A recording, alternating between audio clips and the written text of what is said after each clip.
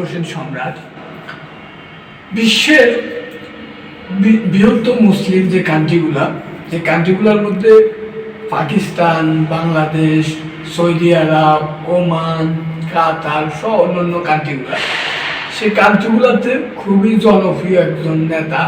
সে নেতাটি হচ্ছে ইমরান খান, যিনি তেহরিক ইনসাফের চেয়ারম্যান, পাকিস্তানের সাবেক প্রধানমন্ত্রী। বর্তমানে উনি কারাগারে আছেন। ওই দেশের গভর্নমেন্ট তাকে নানা রকমের মিথ্যা মামলা দিয়ে তাকে কারাগারে রেখে দিয়েছে।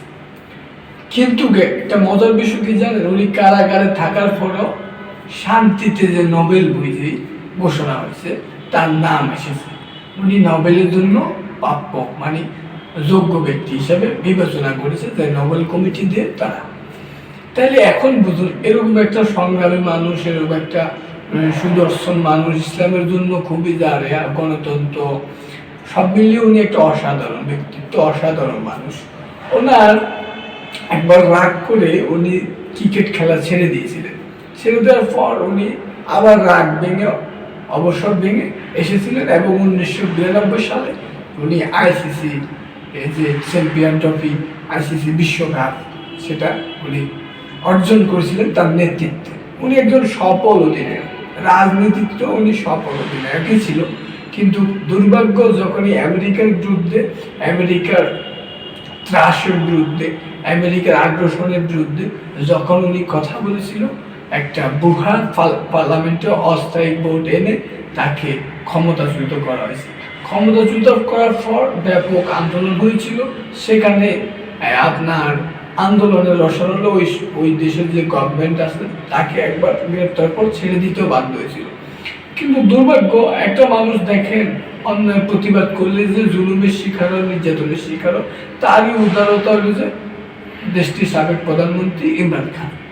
তো ইমরান খানের জীবনী অনেক সংগ্রামী জীবনী। উনি মানে ক্রিকেট খেলতো তখন থেকে মানে বহির্বিশ্ব তো ক্রিকেট তারকাদের ফ্যান ফলোয়ার থাকে, কিন্তু একটা বিষয় হলো, মজার বিষয় হচ্ছে, আশ্চর্যজনক বিষয় হচ্ছে যে ইমরান খান খেলোয়াড়ের জীবন ছেড়ে দিয়ে রাজনীতিতে আসার পর উনি আরো বেশি ফেমাস হয়েছে।